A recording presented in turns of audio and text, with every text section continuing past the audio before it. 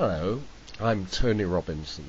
I should explain for people in the UK that I'm not the real Tony Robinson, not the brilliant comedy actor and amateur historian and brilliant presenter of TV shows where he digs up your ancestors and things like that. Well, I'm not him.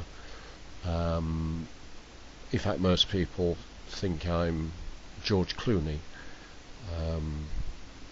and I realise I am a bit of a doppelganger for George Clooney, and I have modelled myself on him, and I think he's really cool, actually. And I even have Nespresso in the office, which is where I am, and if I take my hat off and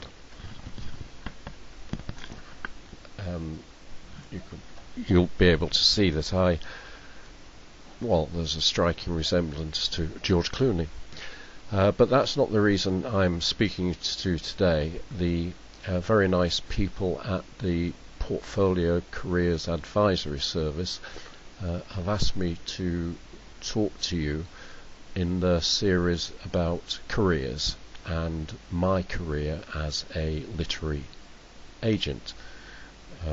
I've only got one client as a literary agent. Her name is Leonora So-cool-it-hurts, but she is known by the single celebrity name like Madonna and Rihanna and Beyonce and Cher and Batman, just as So-cool-it-hurts. So my client is Soculitherz, and she is a celebrity fashionista, journalist, writer and investigative journalist, and also author of the Soculitherz incredible Choco-Wine diet. And what is it like, Tony, to be an agent, a literary agent for Soculitherz? Well, it's hell, really. It's absolutely awful. She's very temperamental. She always thinks she's right, and she usually thinks I'm an idiot. So that's the biggest problem, I think, is that I just don't feel very loved. But it is a way of earning a living, and my book, Freedom from Bosses Forever, does sell exceptionally well around the world. It has been called the funniest business book and full of absolute business truth, and it will help everyone to be their own boss and control their own destiny. And I'm very pleased it's very successful, but it has come at a price for my health and well-being. So what can I tell you about what you do day to day as a literary agent? Well, you maintain a lot of social media contact on behalf of your client. Now that is very difficult for me, as Soculitherz is very rarely seen in the UK because she says she can't stand the sight of me, and so is very reclusive and in a cave somewhere in the Yukon in her home country of Canada. So I don't speak to her very often. So the majority of social media that you see me do on Twitter, Facebook and so on, I've made up completely about her. And then she just gets angry from time to time and tells me to stop making things up about her. So that's one of the things I do, is lots of social media. The other thing is I put a lot of pictures up on the incredible Choco-Wine diet, pictures of wine and chocolate mainly, and you can see all those pictures on Tony Robinson OBE Pinterest board with lots of descriptions about how the Choco-Wine diet works.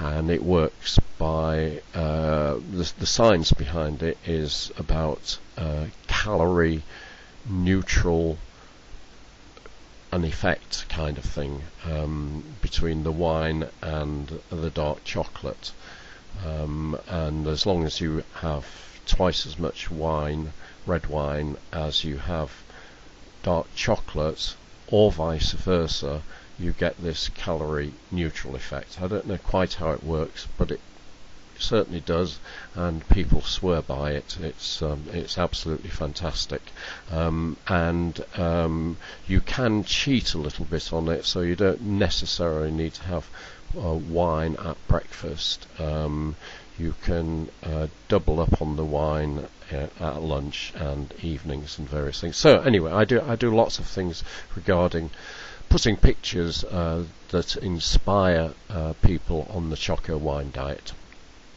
That's on the Pinterest board, Tony Robinson OBE. The other thing I do is that I blog about a lot of her major investigative journalism that appears in her books. So, for example, how basically politicians, when they're short of selling lots of arms or getting lots of oil or making lots of money for major corporations, usually stage some kind of conflict somewhere in the world and make out a leader to be totally mad, and they write a story basically, and then at the end of it the leader gets dead, but there's been a lot of war in the interim kind of thing. Now So-cool-it-hurts explains how it all happens really with her investigative journalism, and she also explains how people know everything about everything that is on the internet about everybody, and then deny it, and then legislate so that they can expose it. It's all very complicated. I don't fully understand what she does really, but I know that she is an investigative journalist and she sends back these reports, and it's mainly all about the fact that politicians, while they are in power, they have the opportunity of working for these large corporations on an unpaid basis, on the basis that when they retire from being a politician, they then get rewarded vastly by the corporations. So-cool-it-hurts doesn't name and shame, she just explains how it all works really, and I find it very interesting, but I don't fully understand it, as I don't fully understand the Choco-Wine diet. But as a literary agent, you have to do these things and publicise your client, and I am very lucky in the fact that So-cool-it-hurts is very, very famous, and would be even more famous if she would make public appearances, which literary agents normally like them to do, and can be seen at book signings with their clients, but So-cool-it-hurts is not one of those people that appears at book signings. Anyway, that's it. It's the life of a literary agent. I wouldn't recommend it to anybody, but it is a career, and you can make some money out of the book sales and publishing deals. Thank you very much.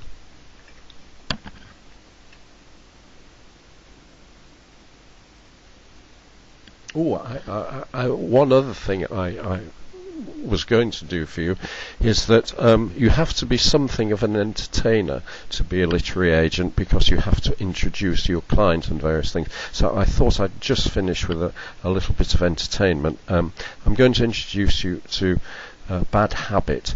Now, Bad Habit isn't a hare or a rabbit. It's a habit, and we do a little conjuring trick together. Hold on 1 second.